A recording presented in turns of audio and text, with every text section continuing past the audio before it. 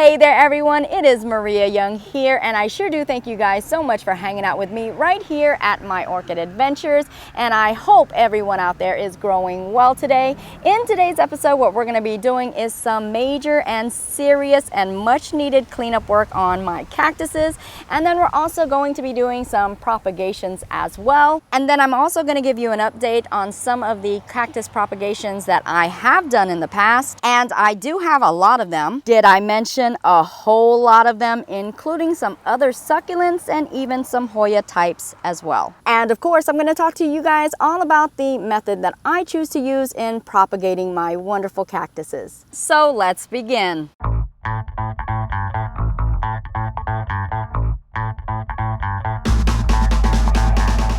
And here we are, guys. We're going to go ahead and get this party started off with this Cleistocactus Winteri right here. And as you can see, it is pretty large of a specimen, has a whole lot of very long tendrils. Now, because of its age, it's had a lot of bumps and bruises, some breakage, and also a lot of dieback. So again, she's in need of a serious cleanup, and also at the same time, we're going to be propagating her as well. So first things first, we're going to have to do some serious inspections on this Cleistocactus right here. And if we take a close look right there, wow, serious dieback. So what we're going to do in this case right here, we're going to go ahead and cut closest to the cactus because we want all of that dieback. And we also want it cut where it is still alive and well. Definitely a viable piece of cactus so that it will in turn encourage more growths to grow as well. And also, if we take a look right here, we're going to notice some dieback, and also right here as well.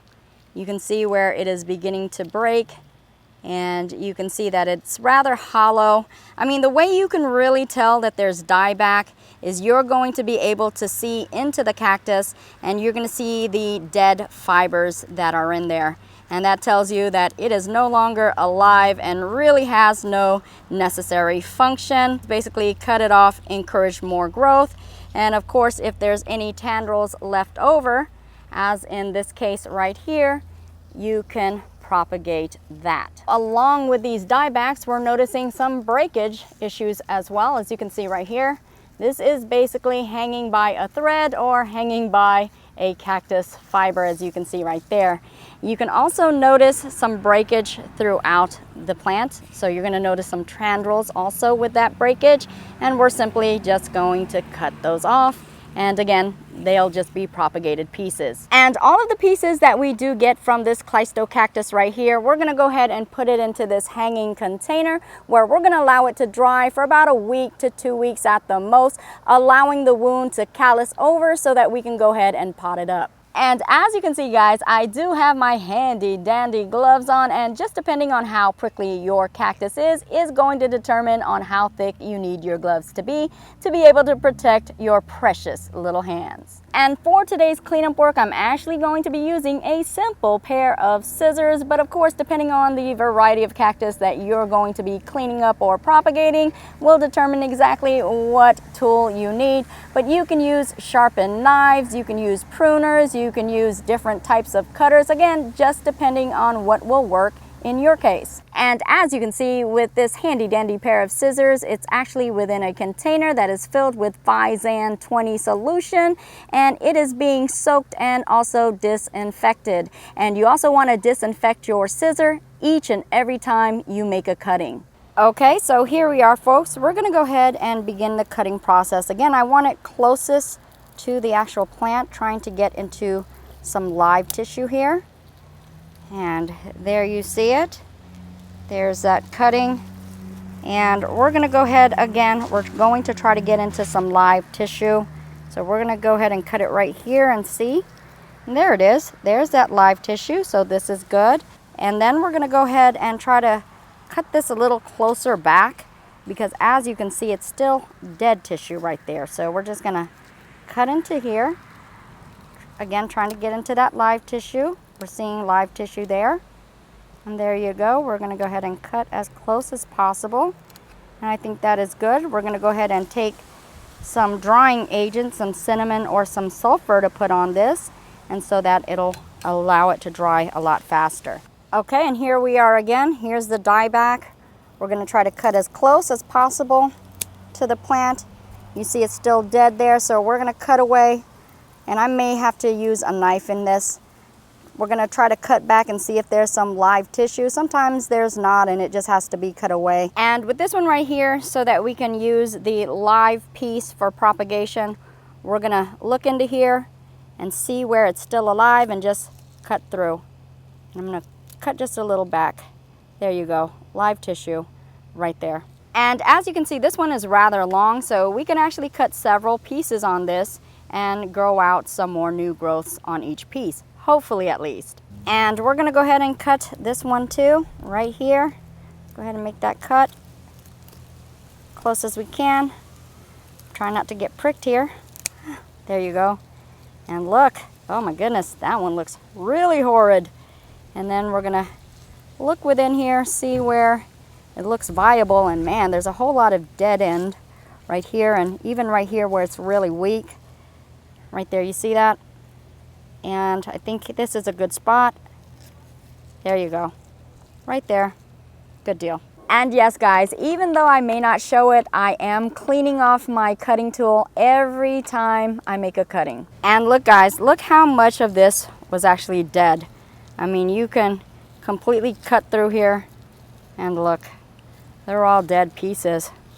Wow, look at that.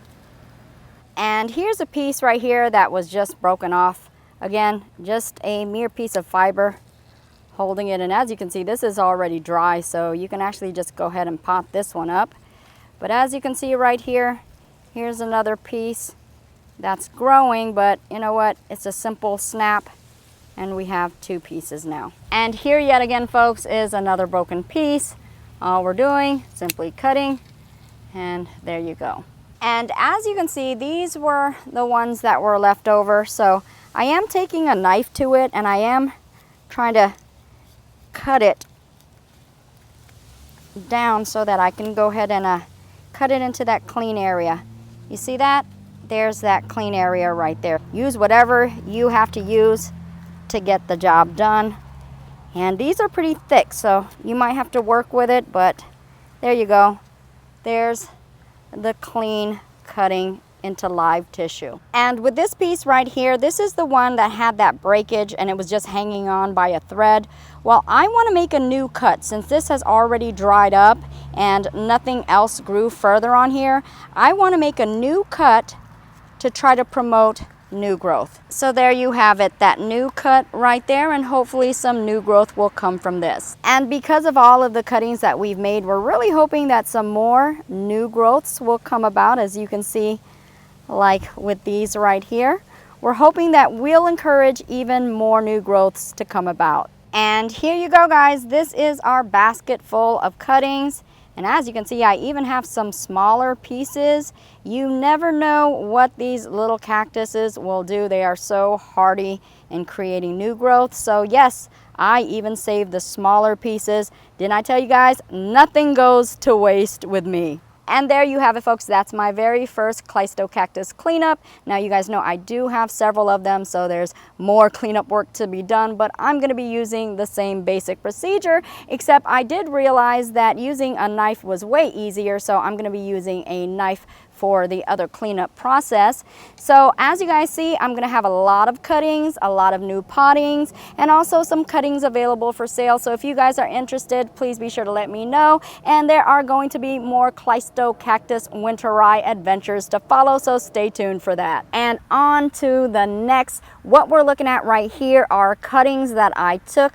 This was from my free Cactus You Pick haul. If you guys didn't see that video, click right here. It'll take you to that video and you'll see how fun and exciting that adventure was. But these right here in particular are Peruvian apple cactuses, and they were actually cut 2 weeks prior to when I actually got them. And then after I got them, they actually set for 2 more weeks before I potted them up. So as cuttings, they set for an entire month before I potted them up. You know, cactuses are so filled with energy, they can sit for quite a while before they actually actually begin to deteriorate away, and they definitely like to be dried out and calloused over before you actually pot them up, so make sure they do go through the drying process. And these cuttings right here are coming from the prickly pear, and they actually sat for 2 weeks before I potted them up. And if we take a look into the pot, you will see that I did choose to use very light, airy, somewhat sandy, soil-based material that is very lightweight and also very easy to dry and well draining for the cactus. And once I did pot up these cuttings right here, I didn't do any type of thorough watering on these. As a matter of fact, what I did do is I gently and sparingly misted the top surface of the soil, only to give it enough moisture to sustain the growths and also to prevent it from shriveling up too much. And I would only mist these cuttings down about once or twice a week. I actually would not water these thoroughly or normally until I do notice sufficient growth on the cactus, because if you do water these prematurely, it can cause some serious rotting issues to the cactus cutting. All of these cuttings now have been potted up for about 2 weeks, and now they are beginning to show their new growths. Yay! So if we do take a closer look, you are going to notice some new growth, as you can see right here, and it's a spiky puffball is what it's going to look like when it first begins to grow. And then that spiky puffball is going to grow longer, and then you're going to notice that they do have these flexible spines. And then of course the growth is going to become longer and bigger until it becomes identical to the actual cuttings. And with the Peruvian apple cactus, you're actually going to notice a swollen, spiny puffball as well. And you're going to notice that it becomes swollen at the edge. You can literally feel it with your finger, and this puffball will begin to grow into a fleshy rosetta form, and it'll simply grow larger and larger until it becomes a definite modified stem. And the great and awesome news about all of these cuttings right here is that all of them have taken up rather well, and I am noticing new growths throughout. So we're going to continue to keep our fingers crossed and hope that all goes absolutely well. And now I just wanted to show you some other cuttings that I did pot up of succulents and also some cactuses that are just so easy to propagate and so easy to grow. And right here we have the Stapelia gigantea, also known as the starfish cactus. Then we have the Soleniceras testudo, also known as the dogtail. And then we have the lifesaver cactus right here. Some ripsalies, and if we take a look in the back, we also have some peanut cactus back there. Some Opuntias, which are variegated, and also the regular form. This Epiphyllum right here, also known as a jungle cactus, and also the queen of the night orchid. And then we also have this edible variety, the dragon fruit cactus. And right here we have so many different varieties of Hoya cuttings that we have successfully propagated. And I have to tell you, I am just so absolutely thrilled that these are so easy to propagate, because you can get so many plants from these cuttings. And that, my friend, brings us to the conclusion of this video. Please make sure to tell me exactly what plants you guys have already propagated and what plants you guys consider are the easiest to propagate. I hope you guys did learn something new from this video, and I do hope that you guys like this video. I am so thankful that you guys have decided to stop in and join me for this episode. And if you guys like this video, please be sure to like, share, and also subscribe. Also make sure you turn on that bell notification button so you guys will know exactly when I do post a new video. Also, if you have not yet already, please be sure to join me on my Facebook and also my Instagram adventures under My Orchid Adventures. Thank you guys so much, and as you guys already know, I truly do love and appreciate each and every one of you guys all, and I will see you guys later, and I'll also grow with you guys later as well. Bye-bye for now. Mwah.